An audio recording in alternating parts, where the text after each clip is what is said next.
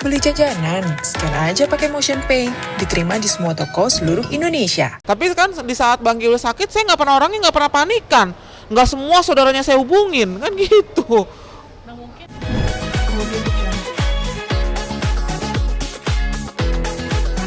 Oke, Yuk. Bunda, Mm-mm. ada kabar online. Mm-mm. Baru 2 bulan dinikahi, Rodina kini gugat cerai suami Turki. Shock tahu sifat aslinya, mulai terbuka. Gimana sih awalnya? Oh, kalau 2 bulan mah aku lagi sedang bahagianya. Mau menjalan 4 bulan. Mau menjalan 4 bulan. Jadi gini, sebenarnya bukan sifat asli ya sebenarnya. Jadi lebih ke aku mau izin pulang itu nggak boleh gitu loh. Jadi dia masih menginginkan tuh saya ada di dekat dia gitu. Mungkin kan dia juga perjanjiannya mau pulang ke Indonesia sama saya tuh bulan November gitu loh. Cuman ini karena urgen banget aku harus pulang, urgen banget memang kondisi anak-anak itu butuh aku. Terus juga aku juga akhirnya jadi dilema mau harus pilih yang mana gitu. Tapinya kan di sini posisinya aku harus lebih memilih ke anak-anak gitu. Dan izin secara baik-baik sudah, tapi tidak diperkenankan, tidak diperbolehkan, tidak dapat izin. Akhirnya ya mau tidak mau, karena memang saya juga merasa tertekan juga, akhirnya ya mau tidak mau saya minta pertolongan sama orang kedubes gitu untuk bisa menjemput saya supaya saya bisa keluar dari rumah suami gitu. Karena kalau saya keluar sendiri tidak bisa. Terus kalau saya keluar minta dijemput sama temen juga nanti takutnya imbasnya jadi jelek. Takutnya nanti imbasnya temen ini jadi kenapa-napa. Akhirnya ya mau nggak mau yang memang kita menurut aturan kita di negara orang itu secara baik-baik ya akhirnya aku minta dijemput sama orang kedubes gitu. Merasa tertekan hatinya, tapi memang tidak ada main tangan kan? Nggak ada. Tertekannya karena memang itu suami terlalu tidak memperbolehkan gitu, tidak memperbolehkan aku pulang ke Indonesia, aku balik untuk anak-anak gitu. Itu kan jadi tertekan sayanya kan gitu loh. Tertekannya di satu posisi saya harus sama anak-anak harus perhatian. Nah, di satu posisi suami tidak mengizinkan, jadi kan tertekan sayanya kan gitu. Akhirnya ya mau nggak mau sayanya minta pertolongan sama orang kedubes gitu. Total berapa lama sih? 4 bulan. 4 bulan. 4 bulan. Itu alasan utama Bunda menggugat atau bagaimana? Oh belum, saya belum menggugat. Saya belum menggugat cerai, saya belum. Kita baru kemarin itu cerai secara agama karena saya keluar dari rumah itu. Gitu. Tapi suami mengatakan bahwa dia belum bercerai dengan saya, ya terserah lah ya gitu. Saya juga belum cerai secara pengadilan karena memang saya belum menggugat gitu. Karena kan di sana itu proses perceraian itu 1 tahun. Nah, Gitu. pada saat Bunda meminta bantuan kedubes, beliau tahu dan Bunda pada saat nge-packing keluar itu tahu nggak sih? Tahu, karena kan memang ada satgas dan ada jandarma sana, ada polisi sana yang menjemput saya. Gitu. Komentarnya apa, Bu? Kenapa? Komentar beliau apa pada saat Bunda? Dia nggak pada saat itu bingung, kenapa kok saya tiba-tiba minta dijemput sama orang kedubes sama orang jandarma gitu. Karena kan memang nggak ada apa-apa sih sebenarnya, maksudnya nggak ada kekerasan, nggak ada apa, cuman karena saya tertekannya karena saya tidak diperbolehkan kemana-mana, tidak diperbolehkan untuk pulang itu doang gitu. Makanya ya akhirnya kan saya memberikan ke kedubes sama ke jandarma itu ya yang benar-benar memang saya harus keluar dari rumah itu gitu.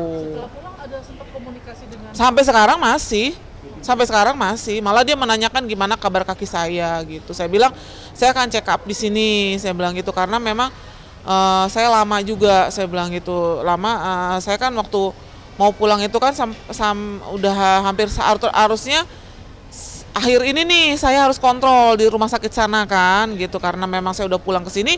Jadi ya saya kontrolnya di sini. Terus dia bilang ya sudah nanti kalau ada apa-apa dikabarin aja. Tunggu saya 1-2 bulan lagi saya akan datang ke Indonesia. Ya sudah saya tunggu. Saya tunggu keberanian dia, saya tunggu memang gentlenya dia, saya tunggu memang tanggung jawabnya dia terhadap saya tunggu dia datang ke sini gitu. Berarti Bunda masih menunggu etikat baik dia. Kalau memang datang berarti Bunda akan mengurungkan untuk bercerai. Dengan berbagai persyaratan dari saya. Gitu. Karena kan Saya ke sana, kalau seandainya saya pun balik ke sana, saya kan harus bagaimana dengan anak-anak kondisinya. Terus saya juga minta pengamanan juga dari orang pihak kedubes gitu kan. Jangan sampai nanti saya balik ke sana malah sia-sia gitu. Pada saat Bunda bukan mengancam ya, ada omongan ingin bercerai, komentar beliau apa? Dia marah. Dia marah. Saya tidak akan menceraikan kamu gitu. Tapi ya gitulah.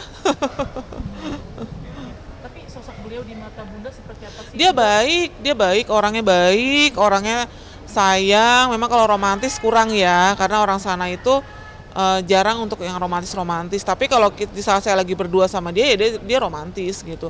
Cuman yang intinya dia baik, dia care, perhatian sama saya, peduli terhadap saya.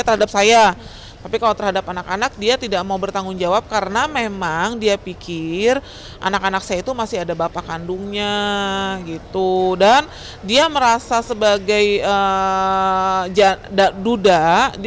Dia juga kan bercerai juga dengan mantan istrinya, dan dia merasa dia sebagai duda, sebagai kepala rumah tangga, sebagai bapak, sesudah dia cerai juga dia masih bertanggung jawab sama anak-anak gitu. Makanya dia persepsinya ke dirinya dia gitu loh. Jadi dia tidak mau bertanggung jawab secara materi buat anak-anak saya karena memang anak-anak saya masih ada bapaknya. Tapi kalau dia sayang sama anak-anak saya gitu. Cuman kalau untuk bertanggung jawab materi dia nggak mau gitu. Makanya itulah yang jadi momen saya harus pulang gitu. Total perkenalan Bunda dari awal mungkin dekat sampai menikah berapa bulan? Saya itu dikenalinnya sebenarnya bulan September, cuman bersih-bersih bener-bener saya taruh, bener-bener saya video call apa gitu itu bulan Januari, awal Januari gitu. Udah mulai stuck ya itu ya Bunda? Udah mulai terus-terusan ngobrol apa, terus bikin surat-surat apa gitu ya, sampai akhir November lah terjadi saya berangkat Yang gitu. dikenalin sama siapa? Sama teman saya di sana yang sudah nikah di sana gitu.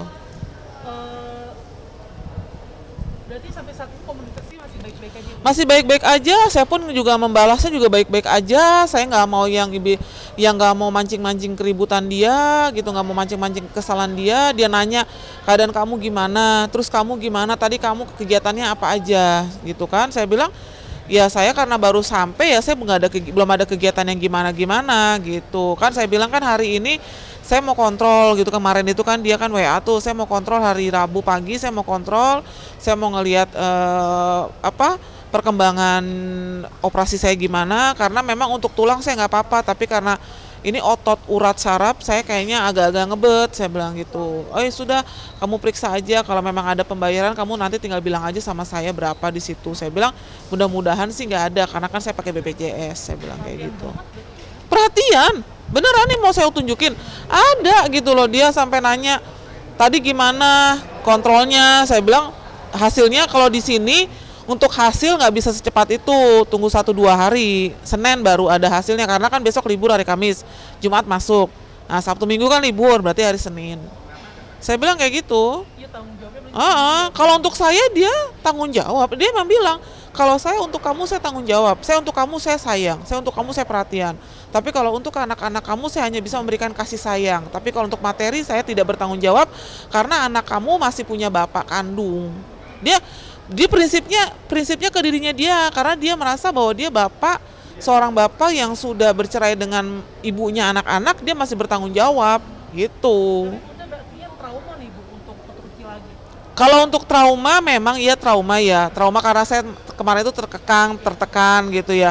Makanya itu kalau memang dia ada niat itikat baik, dia pasti kesini dengan omongannya dia bilang 1-2 bulan lagi dia akan beli tiket datang ke Indonesia. Oke, saya tunggu nanti di sini dan kita akan berbicara semuanya di depan keluarga saya juga. Terus di depan nanti saksi dari Kedubes RI yang ada di sini sama Kedubes Turki yang ada di sini salah satu.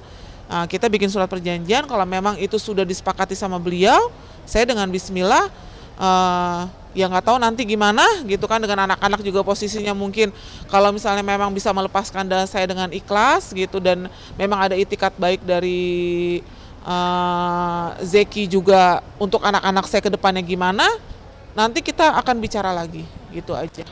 Pun ceritain dong pengalaman Bunda tinggal di Turki bareng sama siapa aja di sana? Saya selama tinggal di Turki itu saya selalu sama dia, belum sama siapa-siapa. Saya sama dia, sama anaknya, sama keluarganya, sama ibunya, sama kakak dan adiknya. Kita kan waktu saya baru nyampe seminggu, saya langsung diajak sama dia ke bursa, ke rumah ibunya, ke rumah orang tuanya, tinggal ibunya doang kan. Dan di sana kumpul ada kakaknya, ada adiknya gitu. Saya kumpul, kita ya sering ngobrol-ngobrol apalah gitu sampai jam 2 malam, sampai jam 1 malam. Kesannya baik semua sama saya, nggak ada yang kurang ajar, nggak ada yang gimana-gimana, nggak ada. Mereka bener-bener welcome saya datang gitu. Mereka bener-bener selamat datang buat saya gitu loh. Mereka bener-bener care, bener-bener ngasih tahu, oh di sini tuh begini loh gitu. Tapi yang mengasih taunya tentang dia di sana gitu, bukan yang kamu di sini harus begini loh, nggak ada gitu. Nggak ada yang kamu di sini harus kayak begini loh, kamu harus ngikutin begini, nggak ada. Mereka justru di sini tuh begini loh, di sini tuh begini loh gitu. Adaptasi berarti nggak lama ya, Bu? Adaptasi saya nggak lama sama keluarganya, nggak lama. Dia bagaimana kita sih ya? Kalau saya kan orang memang orangnya, saya sama orang dengan siapapun kan saya orangnya care aja gitu, maksudnya nggak mau yang menutup diri saya siapa gitu. Jadi ketika saya dihadapkan dengan keluarganya dia yang memang bahasanya beda, kulturnya beda, saya bisa membawa itu semua. Saya bisa mengikuti apa semua yang memang peradabannya dia gitu loh. Nah, Bunda, ini ada kabar lagi, Bu, mengenai Bunda Rohimah terkejut saat pulang ke Indonesia, mobil hingga 200 buah ubin miliknya digondol kiwil. Bener nggak, Bu? Ubin. Ubin, mobil, Oh, microwave. bukan mobil. Kalau mobil kan memang udah pada dasarnya emang dia udah pakai kan mobil kan, walaupun atas nama saya tapi kan dia yang pakai gitu kan, gitu. Kalau dia waktu itu pulang itu yang saya dengar kabar dari anak-anak, habis Lebaran itu dia pulang nengokin anak-anak tapi sambil bawa barang yang memang sudah ada di rumah saya dibawa ke Bandung, kayak microwave, kayak ubin gitu kan, dibawa, kata dia daripada nggak dipakai. Sebenarnya bukan nggak dipakai gitu, kita make gitu loh, kayak microwave kita make gitu loh, anak saya juga make gitu, cuman kan pada saat itu memang nggak dipakai gitu. Itu nggak izin, Bunda ya? Enggak, nelpon saya enggak, ngomong saya sama saya enggak gitu, main bawa aja gitu. Nah, terus sempat ada pelarangan dari anak-anak ya? Ya sempet si kakak ngomong, ya kenapa microwave dibawa gitu, soalnya kan aku kan di rumah bikin makaroni skutel apa gitu, pakai oven aja. Ya kan oven kan cuma untuk matengin doang gitu kan, kalau makaroni skutel kan nganget atau apa gitu kan gitu. Ya udahlah nanti aja beliin yang baru gitu. Maksud saya kalau emang udah punya etikat beli yang baru, kenapa nggak beli yang baru aja buat di sana gitu, kenapa harus ngambil barang yang sudah ada di rumah saya diambil dibawa ke sana Bunda gitu. sempat negor dia nggak sih? Enggak, saya nggak mau negor. Punya etikat baik aja dia. Saya nggak mau negor. WhatsApp itu enggak ya? Enggak, Barang-barang enggak, Bunda diambil. enggak. Saya nggak mau. Enggak. Saya punya biar Bang Kiwil sendiri yang ngomong sama saya, itu aja. Pada saat itu ngambil ada sama istri mudanya? Ah iya, ada. Datang ke rumah saya. Nah, beliau gimana? Diem aja? Nggak tahu saya prosesnya. Saya tanya sama anak-anak. Emangnya ya istrinya ayah diem aja? Ya diem aja Bun, nggak ngomong apa-apa gitu. Oh ya sudahlah gitu. Nah, Bunda sendiri menanggapinya seperti apa, Bun? Kecewa pasti Saya ya? menanggapinya amat sangat kecewa ya. Kenapa ngambil barang-barang begitu di saat saya nggak ada? Kenapa waktu saya masih ada dia nggak berani? Itu aja. Dan seharusnya kalau emang punya itikat baik, telepon aja gitu. Maaf ya, saya mau ngambil ini, boleh nggak? Bisa nggak? Gitu. Tapi Bunda minta bantuan sama anak Bunda untuk minta ganti rugi semuanya masih? Enggak, saya belum ngomong yang terlalu jauh sama dia. Cuman saya nunggu kabar dia mau bicara aja sama saya, itu aja. Bicara baik-baik sama saya. Nah, Bunda, satu lagi temanya.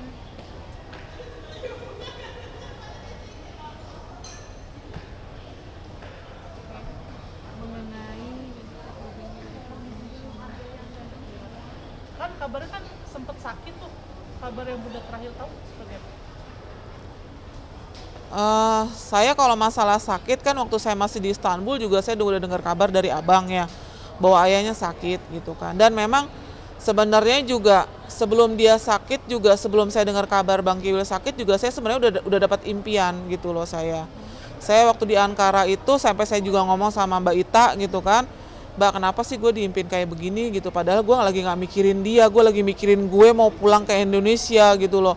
Emang ngimpi apa Bun gitu, ya gue ngimpi Bang Kiwil datang tuh ngomong, Bun perut ayah sakit gitu. Dan itu demi Allah, saya sampai nggak tahu kenapa ya Mbak, gue bilang iya nggak tahu deh, iya mudah-mudahan nggak ada apa-apa gitu. Nah terus di Istanbul juga gue sempat lagi ngimpi gitu lagi, Bun ini perut ayah masih sakit gitu. Padahal pada saat itu saya juga lagi nggak mikirin dia gitu kan, saya juga maksudnya saya malah mikirin diri saya sendiri, saya harus pulang ke Indonesia itu doang gitu. Saya nggak mikirin bagaimana Kiwil, nggak ada pikiran saya gitu. Kok tiba-tiba saya dapat impian itu aja gitu. Makanya tuh saya ngomong sama Mbak Ita, ngomong lagi, kata Mbak Ita ya mudah-mudahan nggak ada apa-apa ya Bun gitu ya, kalau misal pun ada apa-apa ya mudah-mudahan nggak sampai yang gimana-gimana, saya bilang kayak gitu. Nah terus akhirnya terkuaklah bahwa Bang Kiwil sakit kan gitu. Akhirnya terus kayak kemarin kan dia di siaran yang live di salah satu stasiun televisi, bahwa mengatakan bahwa dia memang sakit masalah virus gini, tapi dia bilang kan masalah badannya tuh kayak ditombak-tombak gitu kan. Nah, terus akhirnya Mbak Ita ngomong lagi ke saya gitu kan, Bun, tadi nonton gak di ini gitu, di stasiun TV ini gitu kan, acara live ini? Enggak, tuh saya nggak nonton, saya bilang gitu. Kenapa? Ya kan karena Mbak Ita ngerekam gitu kan, dikirimilah ke saya gitu. Ternyata impian Bunda jadi kenyataan ya gitu. Maksudnya Bunda kemarin ngomong sama Mbak Ita, iya ya Mbak iya. Saya gituin, iya ya Mbak iya. Padahal saya nggak ada maksud apa-apa loh Mbak, aku bilang kayak gitu. Aku cuman maksudnya kenapa ya kok gue diimpiin gitu, saya bilang gitu. Kenapa ya kok gue ngimpinya kayak begini ya, ada apa ya gitu. Ya ternyata terkuaklah itu bahwa Bang Kiwil sakit gitu kan. Terus bilang badannya tuh kayak ditombak-tombak gitu. Terus perutnya juga sakit, matanya berkunang-kunang kan ngeliat orang gitu kan. Ya kan saya saya dapat impiannya kan, Bang Kiwil ngadu bilangnya kayak gitu, Bun perut ayah sakit gitu doang. Terus pas keduanya, Bun perut ayah kok masih sakit gitu doang kan. Ya saya mah ya terus mau diapain, saya bilang gitu kan. Terus yang kedua, yang ngimpi kedua itu saya usap-usap sampai dia tidur gitu. Itu doang. Saya juga kan nggak ada yang gimana-gimana gitu. Saya bilang nggak ada apa-apa gitu. Saya malah nggak ke dia, saya malah ngarahnya ke anak-anak gitu. Nah tapi kondisi sekarang gimana Bu? Yang udah tahu? Nggak tahu, saya belum dapat kabar apa-apa lagi, dan saya memang tidak mau mencari kabarnya dia. Karena kalau saya mencari kabarnya dia, ngerinya tadi sangkanya saya masih mau balik, tadi sangkanya saya belum move on, tadi sangkanya salah paham lah, segala macam lah. Lebih baik nggak usah kalau saya kayak gitu. Kalau memang dia punya itikat baik, Bang Kiwil mau menghubungi saya, mau menghubungi anak-anak tentang kabarnya beliau, tentang kabarnya ayahnya begini-begini, sudah sembuh ya alhamdulillah. Kalau memang enggak ya itu mah terserah dia aja. Ibu tahu dari media aja ya Bu? Saya tahu dari media aja, dan tahu dari kemarin Mbak Ita ngirimin video yang waktu dia siaran di stasiun TV kan, itu aja. Tapi itu sama Bunda pernah sakit kayak gitu nggak sih? Parah mana pernah sampai tipes, sampai ini juga pernah gitu. Jadi penyakitnya sama gitu Bu? Kalau dulu kan tipes, kalau sekarang katanya periksa darah DBD nggak ada, tipes nggak ada kan. Kalau dulu kan sama saya kan sering banget kena tipes kan, sama dia kan lambung. Kan dia punya penyakit lambung, sama kepala tuh dia emang, kepala kalau kena panas sedikit pusing langsung minta Paramek 2 biji minum gitu kan. Kayak gitu kan. Kalau kayak gitu mah saya dulu juga seperti itu, maksudnya memang udah biasa saya ngadepin Kiwil kayak gitu loh. Cuman kan saya orangnya nggak panik kan. Gitu. Saya orangnya kalau memang Bang Kiwil sakit ya udah saya rawat. Saya bawa ke dokter gitu loh. Saya ajak dia ke dokter, saya udah sembuh, dia mau kemana kayak kadang-kadang juga udah sembuh aja udah ngayap gini-gini gitu. Paling kan kalau dulu kan gitu kan saya gitu. Tapi kan di saat Bang Kiwil sakit saya orangnya nggak pernah panikan. Nggak semua saudaranya saya hubungin kan gitu. Nah mungkin ada nggak sih Bunda mikir gitu memaknai impian Bunda tadi gitu kan, kalau Bang Kiwil datang ke mimpi Bunda ngadu perutnya sakit, artinya mungkin kangen sama perawatan dari Bunda sendiri. Nggak, saya nggak tahu ya. Cuman itu saya dapat ngimpi kayak gitu, ya namanya saya sama dia kan pernah nikah 23 tahun kan. Ya ikatan batin masih ada, ya nggak tahu lah, saya bilang gitu. Sampai Mbak Ita bilang berarti ikatan batin lu masih ada tuh Bun sama dia. Ya gue nggak tahu. Ya gue dapat ngimpi kayak gitu ya. Udah kalau bagi gue sih ngimpi doang kali gitu. Tapi kalau sampai sejauh yang kayak gimana ya perasaan gue sama dia sampai saat ini ya memang nggak ada apa-apa gitu loh. Hanya sebatas untuk dia sama anak-anak aja gitu aja. Ya mungkin pada saat itu saya juga lelah gitu kan. Saya lelah, terus saya capek, saya juga banyak pikiran, saya juga gimana caranya saya bisa harus pulang ke Indonesia, dibarengin juga ya kok Bang Kiwil kok sampai saat ini kok belum sama anak-anak kok begitu, masih begitu. Ya mungkin akhirnya terbawalah suasana, akhirnya saya ngimpilah seperti itu. Ya mungkin saya kan nggak tahu gitu kan. Cuman bagi saya ya udahlah, kalau bagi saya mimpi itu cuma mimpi sekedar ngasih tahu Bang Kiwil sakit atau kayak gimana, ya saya hanya bisa mendoakan yang terbaik itu aja. Kan sekarang juga udah sembuh kan gitu. Sekarang udah sembuh, ya kita doakan lagi supaya kesembuhan dia benar-benar total sembuh untuk bisa bekerja, untuk bisa menafkahi anak-anaknya, untuk terus tanggung jawab terhadap anak-anaknya, memberikan kasih sayang, cinta, perhatiannya. Udah itu aja sih aku berdoanya. 23 tahun menjalin hubungan rumah tangga, artinya masih ada rasa sedih atau khawatir beliau sakit nggak sih? Nggak ada. Rasa sedih, khawatir nggak ada, cuma rasa kasihan ada. Itu aja. Tapi Oke. Bang Kiwil sendiri mengenal nggak sih sosok suami Bunda sekarang? Atau Nggak. sebaliknya? Enggak. Kalau suami saya yang sekarang yang Turki, itu dia tahu bahwa mantan suami saya itu seorang artis komedi. Itu karena ada saudaranya dia yang tahu siapa saya. Terus dia nanya, saudaranya kan nanya, ini mantan suami kamu kerjanya apa gitu kan? Kok di sini diberitakan bahwa mantan suami kamu kok kayak mantan suami kamu kok dibilangnya artis komedi, memangnya benar artis komedi Indonesia? Iya, saya bilang kayak gitu. Nah akhirnya saudaranya ngomong sama Baba Zeki gitu, sama suami saya yang Turki gitu. Nah akhirnya dia tahu gitu, tadinya nggak tahu jadi tahu gitu. Makanya akhirnya berakibatnya dia tahu, akhirnya kondisi dia nggak mau tanggung jawab buat anak-anak saya. Dia pikir mantan suami saya ini bekerja gitu, bekerja dan seger gitu, masih ada gitu loh. Apalagi dibilang artis komedi kan ibarat kata yang memang duitnya ada bagi mereka gitu kan. Tapi kan dia nggak tahu bagaimana kondisi yang sebenarnya gitu. Aku udah ngomong saat ini mantan suami saya sudah menikah dengan wanita lain dan hidup di kota lain. Saya bilang gitu, tidak dengan anak-anak saya. Pun kalau memang saat ini kenapa dia belum bisa mungkin belum bisa transfer ke anak-anak saya, mungkin pekerjaannya juga mungkin lagi sepi, lagi jobnya lagi sepi. Karena kalau artis komedi itu kan bukannya tiap bulan atau tiap hari atau tiap minggu dapat uang, saya bilang gitu. Tergantung kerjaannya lagi ada ya dia dapat, kalau lagi nggak ada ya dia nggak dapat, saya bilang kayak gitu. Saya terangin begitu ke dia gitu. Oke, Bunda. Oke. Makasih, ini gue ngomong panjang tadi siarinnya yang bikin orang tuh panas dengernya. Gue paham, gue ngerti. Baita manajer? Oh, manajer. Baita manajer. Oh, begitu. Itu tandanya dia tuh rindu sama Enggak emang ya, sih gitu. kabarnya gitu pun, kita biasa aja. Nggak mikirin siapapun, tapi tiba-tiba mantan tuh datang ya, dia harus Serah. Saya terima kasih banget ya, masih dikangenin, masih dirinduin. iya dong. Cuman kan takutnya kita salah paham doang. Iya gitu benar. aja. Tapi kalau Baba Zeki cemburuan nggak sih? Cemburu. Jangan Posesif salah. ya? Posesif banget, cemburu banget. Cemburu banget gitu.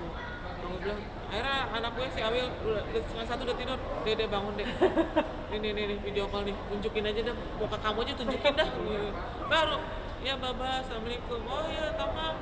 Udah, katanya gitu. Ya, tamam. Udah, matiin. Tapi mereka ngerti nggak sih bahasa Indonesia atau pakai Nggak. bahasa? Mereka nggak ngerti bahasa Indonesia. Lah Bunda gimana? Bahasa Bunda Turki. Bunda bisa bahasa Turki Bang? Ya, begitu dah. Kadang-kadang kalau lagi gue nggak ngerti, gue pakai bahasa Indonesia. Kata dia, mana? Ya udah, kalau kagak ngerti nggak usah dengerin dong. Gue mau ngomong apa kayak gue bilang. Iya, makanya sama keluarganya gimana gitu, maksudnya berbaurnya beda Aku bahasa. sama keluarganya dia. Heeh, bahasanya It's beda. okay. Bahasanya beda ya, kadang-kadang aku pakai Google Translate aja. Oh gitu. Kadang-kadang kalau ada yang bisa ngerti bahasa Inggris ya aku pakai bahasa Inggris. Oh. Tapi kalau untuk bahasa Indonesia mereka buta sama sekali nggak bisa. Oh, itu pun yang sulitannya gitu sih ya. Dan terjadi kadang-kadang suka terjadi kesalahpahaman ya itu. Tapi kalau aku sih gini, selama aku tidak terbawa, Iya. tapi kalau dibilang posesif, cemburu, iya. Gue bilang iya. Padahal gue jelek ya, tapi dicemburuin bener loh. Ih, kemana-mana tangan gua nggak bisa dilepas, pegang sama dia. Gue bilang gua udah kayak anjing header, gua kayak gitu, tuntun deh. Enak gak sih Bun, hidup di Turki? Mahal-mahal gak? Kalau untuk produk sana murah. Oh ya? Heeh. Kalau produk yang ada di sana Lokal ya, sana ya? heeh, Lokal. kayak misalnya buah yang ada di sana kayaknya apel atau Iya, apa, itu iya. murah. Oh, Tapi kalau yang ekspor tetap mahal. Gitu. Terus kayak misalnya kayak sampo apa, Iya, yang gede, heeh, 5.000. Tapi kalau yang produk ekspor iya. Gitu. Terus di sana nggak ada magicom. pakai apa? Ya mereka masak pakai panci, pakai blue band, pakai minyak, pakai garam masak nasi. Gitu. Nasinya berasa panjang-panjang. Nggak ada magicom. Lu cari setoko Turki dari Istanbul sampai tempat yang gue Giresun, nyari magicom kagak ada. Semua yang punya magicom itu yang bawa dari Indonesia. Oh, iya. Gitu.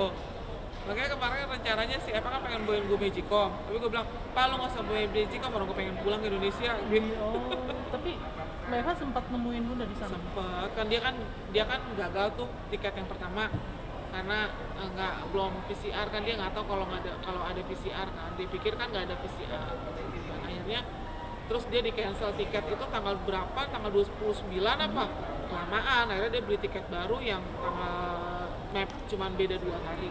Ketemu sama Baba Zeki juga. Enggak, ketemu saya doang sendiri. Ketemu saya doang sendiri. Gitu. Jeki kan di Giresun, saya mah kan ke Istanbul, dari Giresun ke Istanbul kan 15 jam naik bus. Wow. Naik pesawat kan cuma sejam setengah. Tapi kalau naik bus 15 jam, tapi enakan naik bus.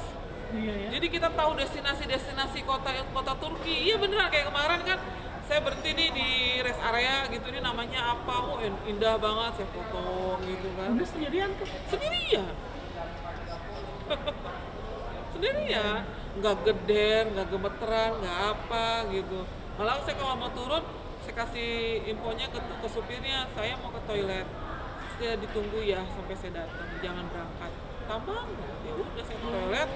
Ntar kalau saya udah ini baru dia ketawa paling. Is ready, go. Saya bilangnya baru berangkat. Iya. Enak malah kalau naik bus tuh kita lihat destinasi kayak di sana kan bukit-bukit gitu ya, bagus banget kan. Gitu. Bagus banget ya kan, Eropa tuh sendiri kan. Kenapa nggak tinggal sana aja Bun, sama anak-anak? Kalau sama anak-anak kayaknya anak-anak rencananya kan saya mau bawa Awil kan, mau bawa Awil sekolah di sana. Tapi ternyata kalau mau sekolah di sana itu harus 2 tahun itu sekolah bahasa. Oh. Paling minim tuh setahun. Tapi kalau dia setahun belum bisa, 2 tahun dia harus sekolah bahasa. Makanya saya bilang, Dek, udah deh SMA-nya di sini aja dulu, di Indonesia dulu. Nanti kalau memang Bunda panjang umur, Bunda sehat, Bunda panjang jodoh sama masih sama Baba, pas kuliah aja. Iya betul tuh. Soalnya kalau kuliah kan ibarat kata kita nggak mandang umur kan, Iya. mau kuliah masuknya mau umur Berapa? 25 kayak mau umur berapa kayak gitu kan. Makanya saya bilang gitu sama Awil. Ya udah Bun, Awil ngikut Bunda aja deh. Awil umur berapa sih sekarang? Karena mau masuk SMA. Oh iya, bentar lagi sih itu. Iya, dia lagi ngurus-ngurus saya kan, mondar mandir. Audio Jungle.